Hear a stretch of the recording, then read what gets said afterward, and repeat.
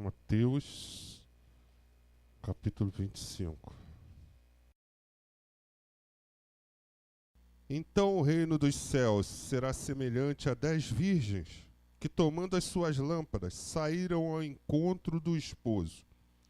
5 delas eram prudentes e 5 loucas. As loucas, tomando as suas lâmpadas, não levaram azeite consigo. Mas as prudentes levaram azeite em suas vasilhas, com as suas lâmpadas. E tardando o esposo, tosquenejaram todas e adormeceram. Mas à meia-noite ouviu-se um clamor. Aí vem o esposo, sai-lhe ao encontro. Então todas aquelas virgens se levantaram e prepararam as suas lâmpadas. E as loucas disseram às prudentes: dai-nos do vosso azeite, porque as nossas lâmpadas se apagam. Mas as prudentes responderam, dizendo: não seja o caso que nos falte a nós e a vós. Ide antes aos que vendem e comprai-o para vós. E tendo elas ido comprá-lo, chegou o esposo, e as que estavam preparadas entraram com ele para as bodas, e fechou-se a porta. E depois chegaram também as outras virgens, dizendo: Senhor, Senhor, abre-nos a porta. E ele, respondendo, disse: em verdade vos digo que vos não conheço. Vigiai, pois, porque não sabeis o dia nem a hora em que o Filho do Homem há de vir. Essa palavra fala sobre 10 virgens que aguardavam o seu esposo para as bodas. E a palavra diz que eram 5 virgens prudentes e 5 loucas. O que vinha a ser prudente? Nós temos alguns sinônimos para a palavra prudente. Pode ser o seguinte: que não procura o perigo, né?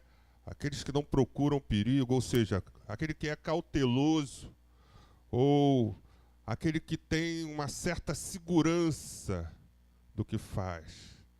Ou podemos dizer também aquele que é sábio. Nós podemos colocar vários sinônimos para prudente. Agora, em relação a loucos, aquele que perde a razão, aquele que tem sentido, aquele que não tem direção, estar desnorteado. Essas 5 loucas, elas não tiveram tempo suficiente. A palavra diz que elas estavam aguardando juntamente com essas prudentes a vinda do esposo. Mas o que fez com que essas loucas não tivessem preparadas para o encontro com o noivo? As 5 prudentes se prepararam, tiveram cautela, tudo direitinho, mas essas não. O tempo nunca é suficiente. Por que o tempo nunca é suficiente? A gente está vendo aí que houve entre a preparação, houve um tempo da preparação das noivas para que elas se preparassem para o encontro. Houve o segundo tempo, que era um tempo mais curto, que foi o tempo da aclamação do noivo. Ou seja, no momento em que o porta-voz diz: olha, vem o noivo aí, sai ao encontro. Esse é o segundo tempo. E o terceiro tempo, o tempo das portas que se fecham. Por que o tempo não foi o suficiente para essas loucas? Porque essas loucas precisavam de mais um tempo. Para quê? Para se redimir. Ou talvez porque o tempo nunca é suficiente. Por que o tempo nunca é suficiente? Por que deixamos tudo para a última hora? Por que nós temos a mania de sempre deixar tudo para a última hora? A gente avalia isso. Eu tiro a avaliação pelas nossas organizações, às vezes nossos eventos, as coisas. A gente espera tudo para acontecer, para no final das coisas, quando está no apagar das luzes, aí a gente corre atrás.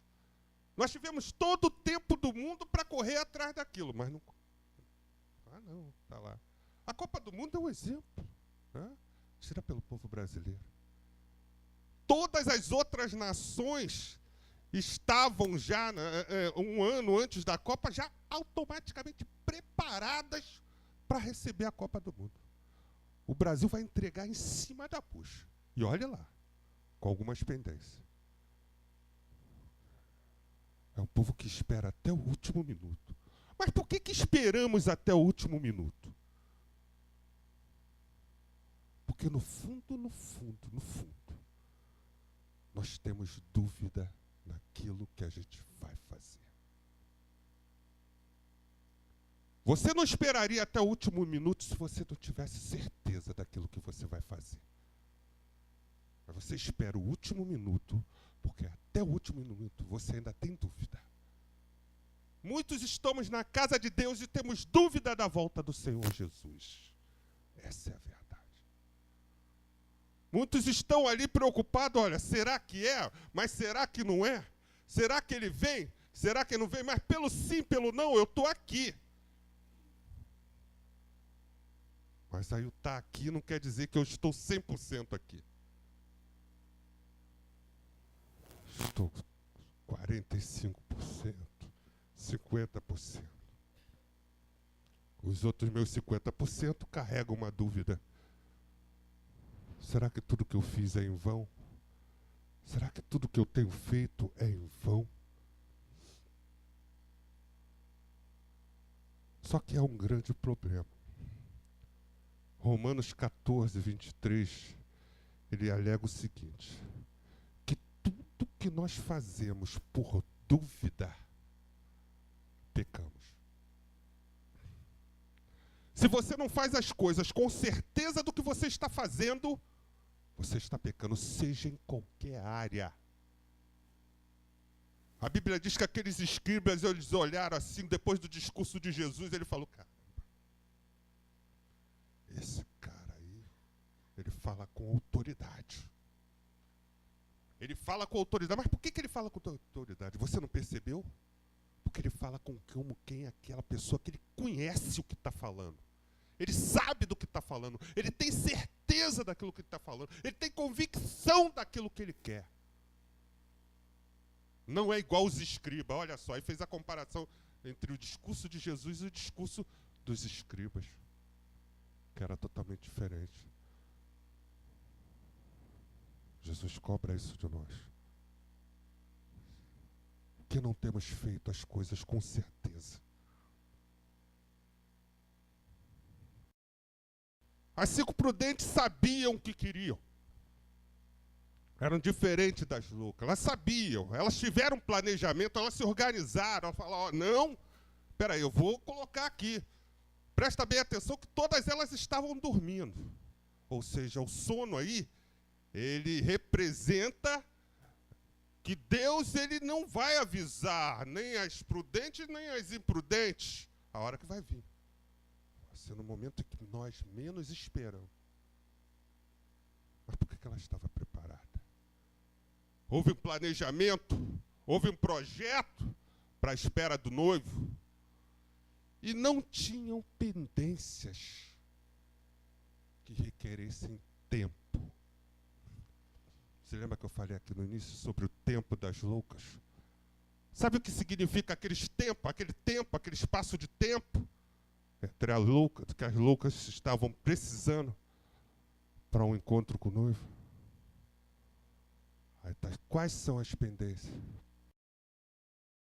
A falta de óleo, nesse caso, representa talvez o evangelho não pregado.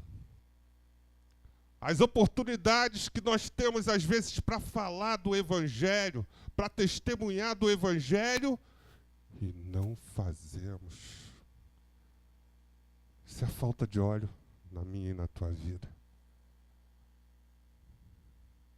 Talvez a falta de óleo possa ser dívidas com os credores de todos os tipos. Isso pode acarretar muito o não encontro nosso com Jesus. Ou a falta de óleo pode ser também uma mágoa que você tenha no coração em relação a uma pessoa, a um ente, a um parente, a um amigo, a um vizinho, a um irmão. Falta de óleo. Quer ver um exemplo de abundância de óleo? Lá em 2 Reis, capítulo 4, versículo 1 ao 7, não precisa ler, não. Existia uma viúva, que ela foi esposa de um profeta, e essa mulher, talvez o marido dela, por não se corromper, foi um homem verdadeiro, um homem leal, que sempre esteve aos pés do Senhor, e ele partiu, e ela ficou só com o filho. Naquele momento, o profeta chega ao local e fala para ela, olha, o que tinha de fazer? Olha, meu marido foi um servo que serviu ao Senhor, o Senhor sabe, olha, e o profeta chegou para ela e falou, o que eu posso fazer por você?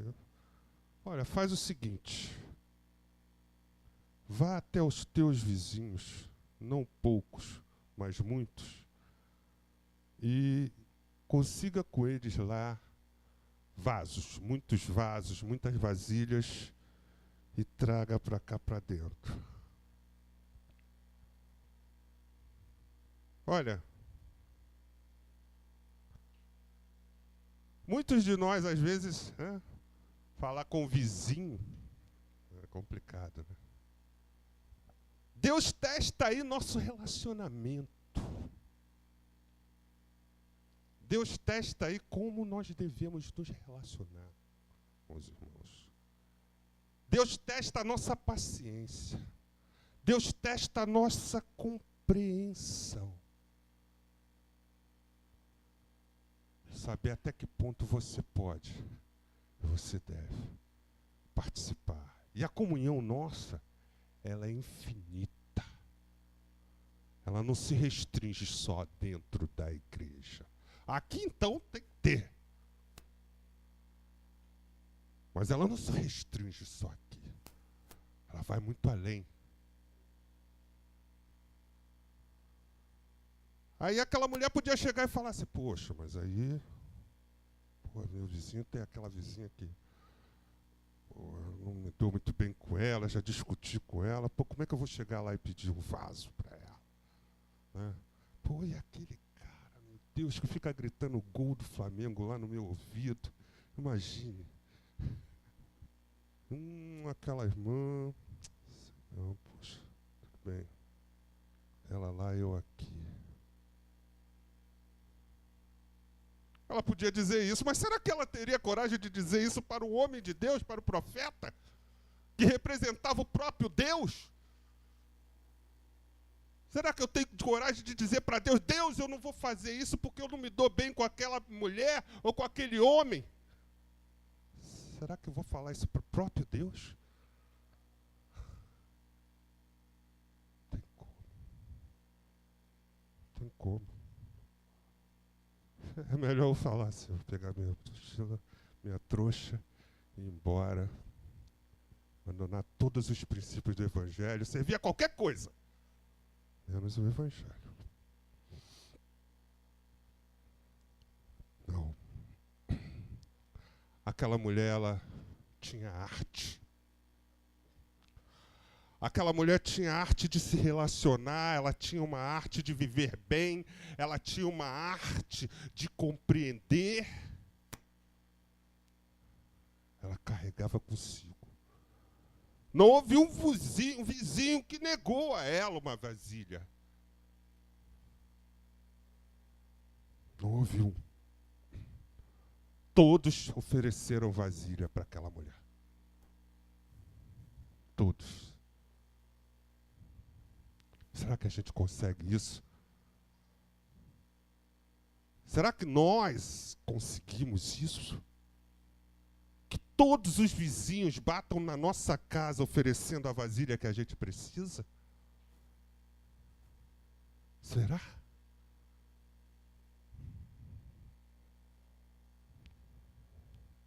Precisamos nos autoanalisar. A arte de se calar. A arte de analisar. A arte de mudar quando percebemos que algo em nós incomoda não a um, nem a dois, mas a centenas. Sabe o que é isso? Uma vez uma jovem no meu trabalho, ela falou que ela estava reclamando que todo mundo se levantava contra ela. Primeiro ela falou que o fulano se levantou contra ela. Aí daqui a pouco foi o ciclano que levantou contra ela. Daqui a pouco foi o Beltrano. Daqui a pouco foi o outro do outro setor. Daqui a pouco foi o outro. Falei, peraí. Será que o problema não está em você? Será que está nos outros? Quando é um ou dois, a gente já até... tem algum problema, realmente aí o negócio... Mas quando é uma dúzia, é 100, aí tem que analisar. O problema está em você.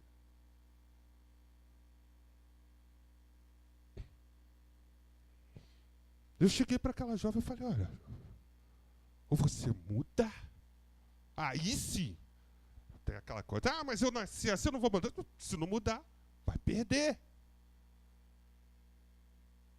Tem coisas que nós, na nossa vida, precisamos mudar. E eu não sou 100% absoluto. Já teve posições na minha vida que eu tive que mudar. Não sou 100% certo. Olha, eu fazia isso. Mas agora eu acho que isso aqui não é o certo, não. Eu acho que esse caminho é mais certo. Mudei. Preciso reconhecer isso. Se aquilo está me afetando na minha vida pessoal, na minha vida profissional, na minha vida de todos os sentidos, eu tenho que mudar. Eu preciso mudar. Aí entra naquela questão de Jacó. Não é para o bem dos outros, não é para o meu bem. Eu preciso, é para mim.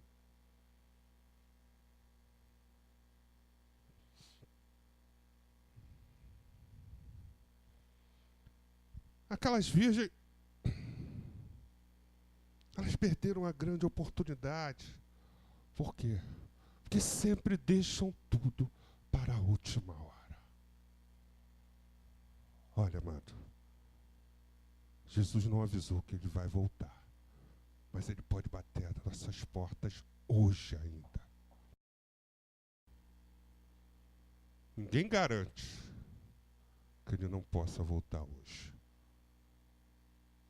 Quem de nós está na posição das 5 prudentes?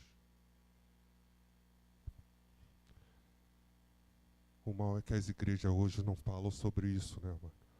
Que é melhor a gente conquistar as coisas aqui na terra, né? Enriquecer aqui na terra, receber os bens da terra, os bens dos nossos, né, patrimônios. Mas o mais importante é, Jesus está voltando. E se não tivermos enquadrado na posição das 5 virgens prudentes, Jesus vai falar isso. Em verdade vos digo, não vos conheço. É a pior coisa que pode acontecer para a gente. Quando elas entenderam que realmente Jesus tinha voltado, aí elas ficaram apavoradas. A coisa precisa apertar de tal modo para a gente compreender. Mas Deus está falando. naquele grande dia não vai haver aviso. Jesus é bem claro. Se a porta se fechar, muitos ficarão. Amado, eu quero ver todos nós lá em cima. Eu quero dar glória e gritar santo, santo, santo lá em cima com todos aqui. Com todos. Eu peço a vocês, em nome de Jesus, coloquem-se na posição. Isso vale para mim. Nos colocarmos na posição das 5 virgens. Planeje. Você planeja tanta coisa. Você planeja ir para o shopping. Planeja, né, que o teu salário vai ter que cobrir isso, aquilo outro. Mas você tem que planejar a vinda de Jesus. Daquele dia e hora, ninguém sabe, só Ele. Amém? Amém? Então você vai ficar de pé agora.